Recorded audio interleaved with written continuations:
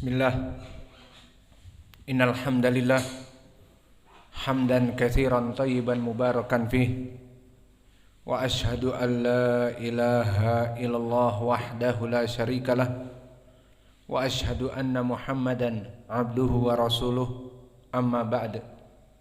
Alhamdulillah fi hadhihi lailah ba'dal maghrib yaumus thulatsa lailah arbi'a mazilna fi darsina fi kulliyati ilmil fiqh dalam pembahasan kitab Al-Akhbar As-Sahihah fi Ahkam Al-Udhiyah, kumpulan hadis-hadis yang sahih tentang permasalahan sembelihan kurban, yang mana kita masuk kepada adab dan sunnah di saat menyembelih. Maka telah kita bahas di pelajaran yang lalu dari adab-adab di saat kita menyembelih. Pertama, dari adab menyembelih kita menajamkan pisau ataupun golok. Kemudian yang kedua, di saat kita menajamkan pisau dan golok tidak di depan binatang yang akan kita sembelih. Dan yang ketiga, fal yurih dabihatahu, agar kita menyembelih dengan cepat, karena dengan cepat itu fal yurih dabihatahu, sembelihan kita dalam keadaan murtah, senang di saat izhaqul arwah, di saat dicabut nyawanya oleh sembelihan tersebut. Dan juga antawaro anil bahaim, maknanya agar tidak di saat kita menyembelih kambing yang satu, kambing yang lainnya melihat saudaranya. Dan tidak pula di saat kita membawanya ke tempat untuk disembelih, untuk diseret dengan paksa sehingga terluka ataupun lecet di bagian leher dan sebagainya. Dan sekarang dari adab dan juga dari sunnah di saat menyembelih, istiqbalu dzabih al-qiblah. Istiqbalu dzabih al-qiblah maknanya adalah seorang penyembelih menghadap kepada qiblah.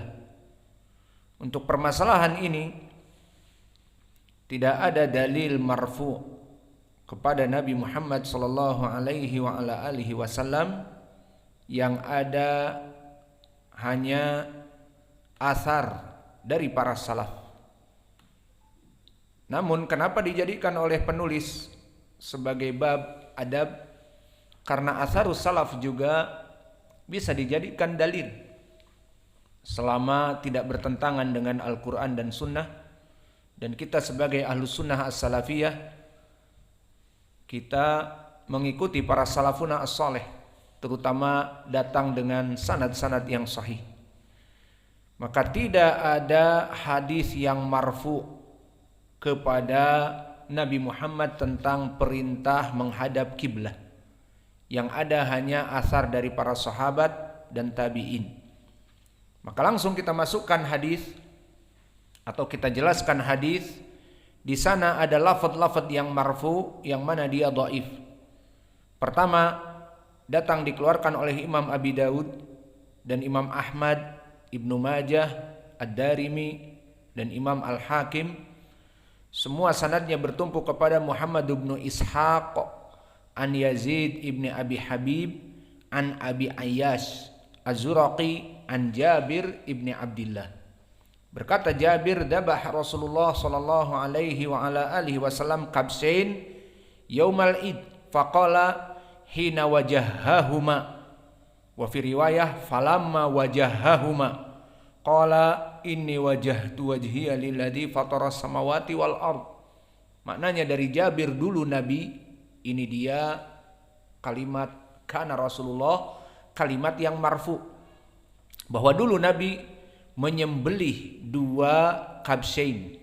Dan kabs adalah unta dari jenis dha'n, maknanya kambing biri-biri yang laki-lakinya dinamakan kabsain atau kabs, dan dua di sini jadi kabsain.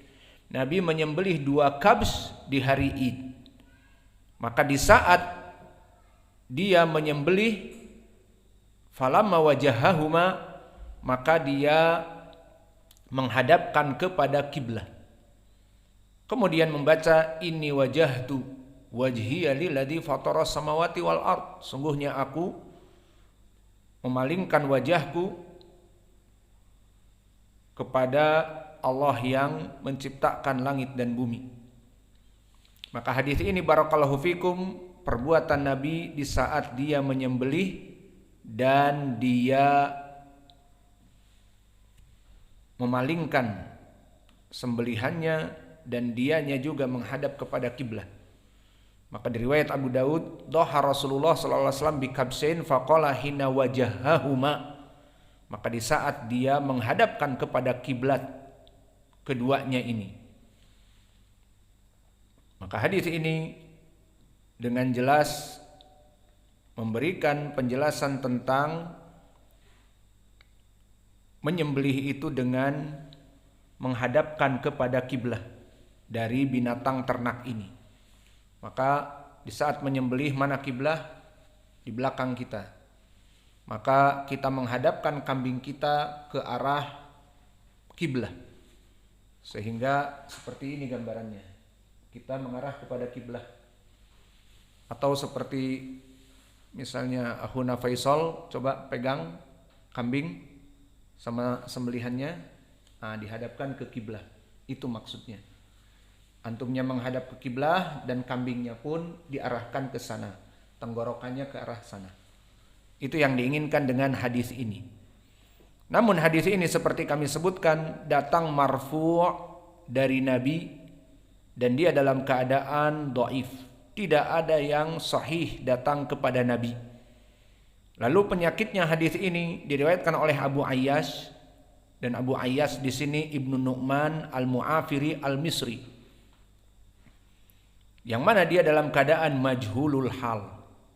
Abu Ayyash yang tadi di sanad dia meriwayatkan dari Jabir ibni Abdillah Abu Ayyash Az-Zuraqi.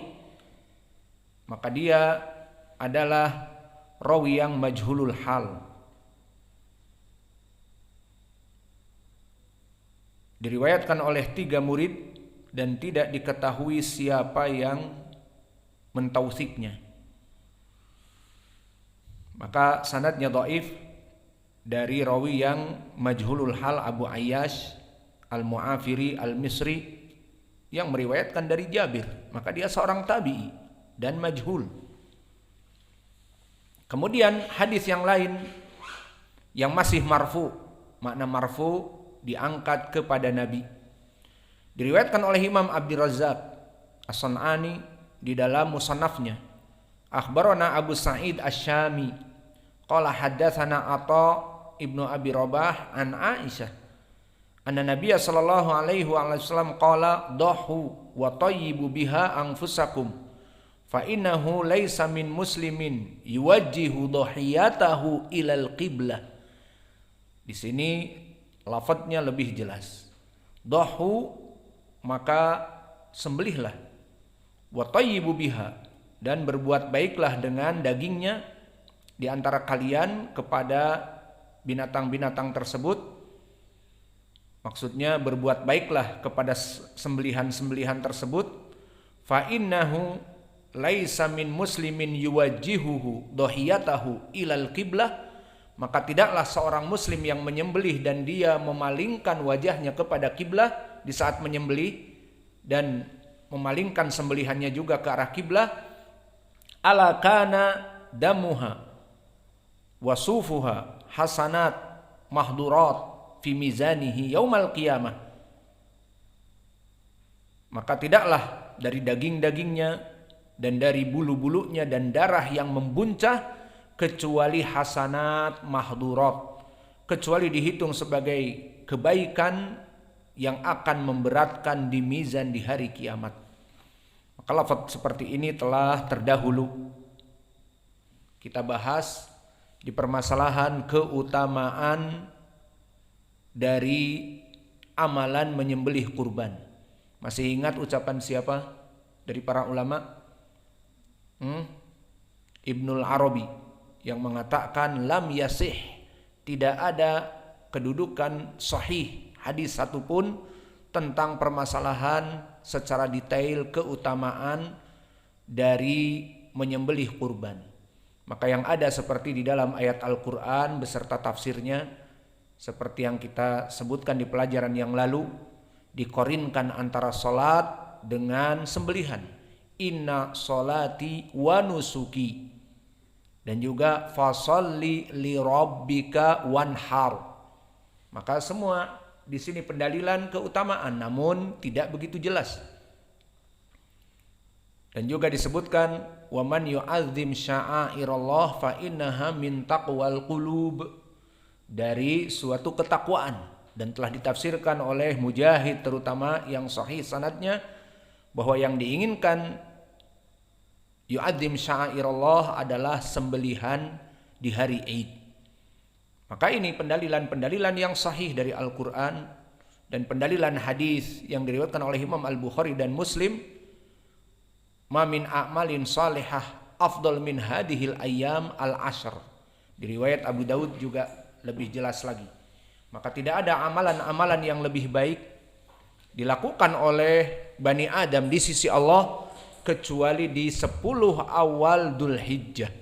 Dan insya Allah 10 awal Dzul Hijjah akan kita dapati sekitar sepekan lagi. Maka siap-siap, makanya jangan banyak main-main agar menjaga fisik. Maka fisik kalian dijaga agar pada saat itu bisa berpuasa di siang hari. Dan insya Allah di Pondok Pesantren As-Salafiyah Imam Muqbil Al-Wadi'i ini kita akan berpuasa beramai-ramai. Maka para santri dan pengurus dan para umahat, insya Allah kita buka bersama dalam keadaan 10 hari.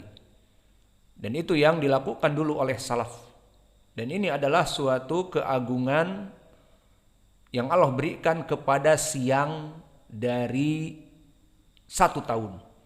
Seperti Asrul Awakhir di bulan Ramadan adalah afdol layali, sebaik-baiknya malam, karena ada padanya fihi Lailatul Qadr khairun min alfi syahr, lebih baik daripada 1000 bulan. Sekitar berapa tahun telah kita bahas? 83 tahun ibadah. Satu malam sebanding dengan 84 tahun ibadah.